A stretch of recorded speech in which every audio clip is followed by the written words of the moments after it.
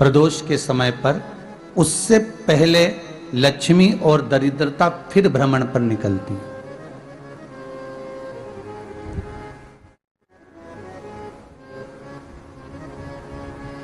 शिव भ्रमण कर कर जब वापिस आ जाते हैं, हिंदू धर्म में पीपल के वृक्ष की जो गणना वराह पुराण में करी गई है, 4 बजे से 7 बजे तक शिव के भ्रमण का समय बताया है शाम को। तो 7 बजे से लेकर फिर रात्रि 9 बजे तक लक्ष्मी और दरिद्रता फिर भ्रमण पर जाती है। इनका एक समय निश्चित है महाराज। भ्रमण कर कर आ जाना। अब इस बीच में जब लक्ष्मी और दरिद्रता दोनों निकल कर जा रही हैं, तो दोनों एक भाव रख कर जाती हैं कि आज हमको कहां प्रवेश करना।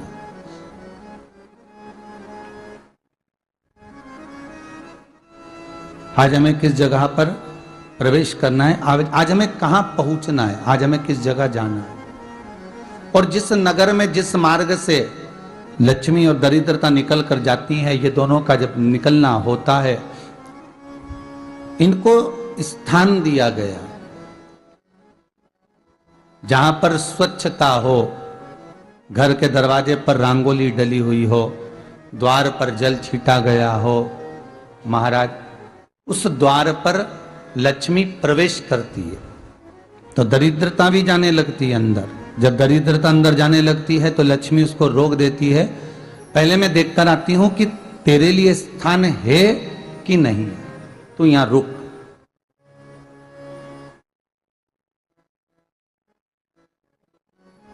कुछ देर तक दरिद्रता बाहर खड़ी रहती है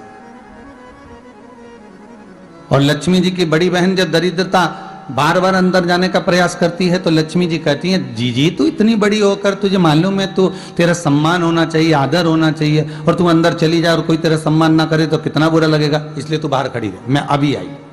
अंदर जाती है और जब लक्ष्मी जी भ्रमण कर लेती हैं, अंदर प्रवेश कर कर आती हैं और प्रवेश कर कर आती हैं तो दरिद्रता पूछती है चले अंदर। तो लक्ष्मी जी कहती हैं, तुझे मालूम नहीं है क्या जी कि जिस घर में मैं प्रवेश कर जाती हूं उस घर में फिर दरिद्रता नहीं जा सकती, क्योंकि यह तेरा वचन था, यह तेरा वचन था। अपन दोनों का जब मंगल विवाह हुआ था, मेरा विवाह जब नारायण के साथ में हुआ और तुम्हारा विवाह जब दुस्साह मुनि के साथ हुआ, दरिद्रता का विवाह दुस्साह मुनि के साथ हुआ। जब अपना दोनों का विवाह हुआ था तो अपन दोनों ने एक वादा करा था कि जिस घर में लक्ष्मी प्रवेश कर जाएगी उस दिन फिर दरिद्रता नहीं जाएगी, और जिस घर में दरिद्रता प्रवेश कर जाएगी उस घर में फिर लक्ष्मी नहीं जाएगी। अब जब मैं अंदर देख कर आ गई हूं तो तू अंदर नहीं जा सकती, अर्थात लक्ष्मी के चरण जिस घर में पड़ गए उस घर में फिर दरिद्रता प्रवेश नहीं कर रही। चलते चलते फिर दरिद्रता ने देखा और लक्ष्मी जी इसको लेकर गई और लक्ष्मी जी ने देखा कि इसके दरवाजे पर जल नहीं छीटा गया, इसके दरवाजे पर ना रंगोली डली है, इसका द्वार साफ नहीं हुआ है, इसके द्वार पर दीप नहीं है, इसके द्वार पर कलश नहीं है, इसके दरवाजे पर ढेर सारा कचरा पड़ा हुआ है, कोई स्वान कोई कुत्ता गंदगी भी कर कर चला गया है, कहीं बिल्ली ने गंदगी कर रखी है, कहीं जीवों ने कुछ गंदा गिरा रखा है।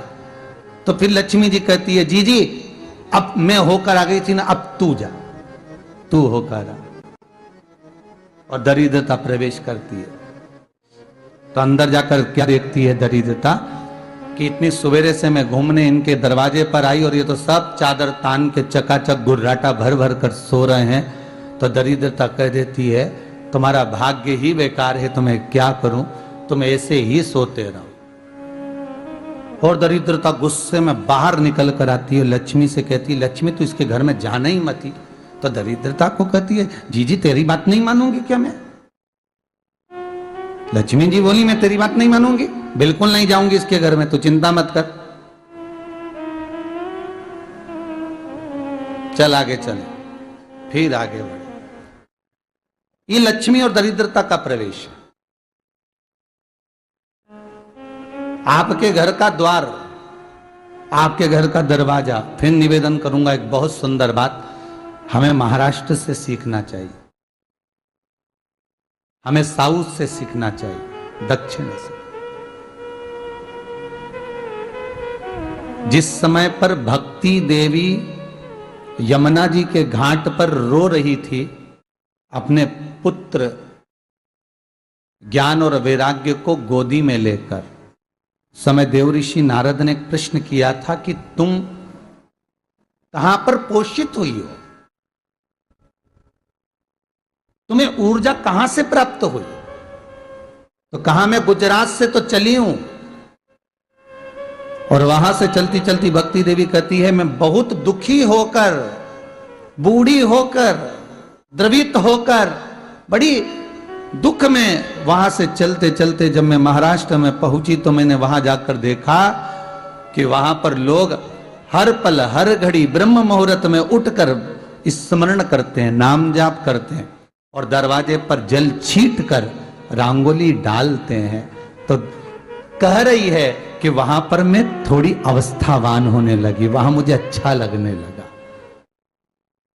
फिर जब मैं और आगे पढ़ी, दक्षिण में जब पहुंची, वहां पर जाकर मैंने देखा कि सुबह से उठकर मंगलाचरण, मंगला स्तोत्र और वेदों की ध्वनि होने लगी। वहां पर मैं और आनंदित हो गई। हमें कुछ चीजें महाराष्ट्र से सीखना चाहिए कि वहां रहने वाले जो भगत हैं, वारकरी संप्रदाय के जो भक्त होते हैं, वैष्णव जो धर्म के भक्त होते हैं, उनका नियम है सवेरे के समय घर में पानी है कि नहीं है, पर जब भी वो घर का दरवाजे के बाहर थोड़ा ना थोड़ा पानी तो छींट ही देते हैं। और छींटने के बाद फिर वहां पर अपने यहाँ तो दिवाली पर रंगोली बनती है जी, और वहां पर रोज की रंगोली बन जाती है कि कभी हो सकता है परमात्मा राह भूल कर हमारे घर में प्रवेश कर जाए, इसलिए वहां प्रतिदिन की रंगोली, प्रतिदिन।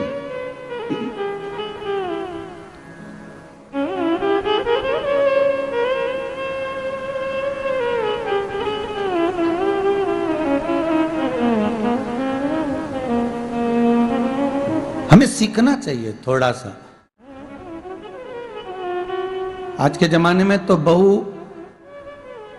अपने कमरे की झाड़ू लगा ले, वो भी बहुत बड़ी बात है। हो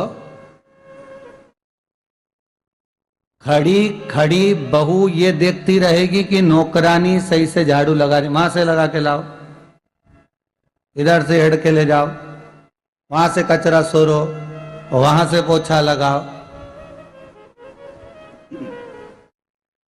खड़ी रहेगी, उंगली से बताती रहेगी, पर इतना नहीं बनेगा कि सेविका से, नौकरानी से, दासी से कह दे कि तू मम्मी पापा के कमरे की लगा ले, मैं मेरे कमरे की लगा लूंगी, तू जा उधर। थोड़ा दया का भाव अगर होता तो उसके मन में भी आता कि मेरी बड़ी सेठानी तो अपनी जगह पर है, पर छोटी तो सेठानी की भी बड़ी सेठानी है जो मुझ पर करुणा करती रहती है। पर बड़ी तो कहे कि बेटा रहने दे, तू उधर ले जा, जब भाभी के कमरे में देख ले जा, उसके बच्चों का बड़ा फैलारा रहता ना, तो उधर देख ले जा, तो जरा उधर मां उधर भेज रही है।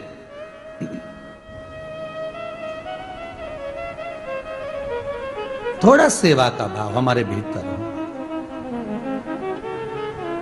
और एक निवेदन तो हमेशा करा है और अब आज भी करता हूं, पूरे घर की सफाई करवाओ, पूरे घर में तुम पोछा झाड़ू जो चाहे करवाओ, मना नहीं है।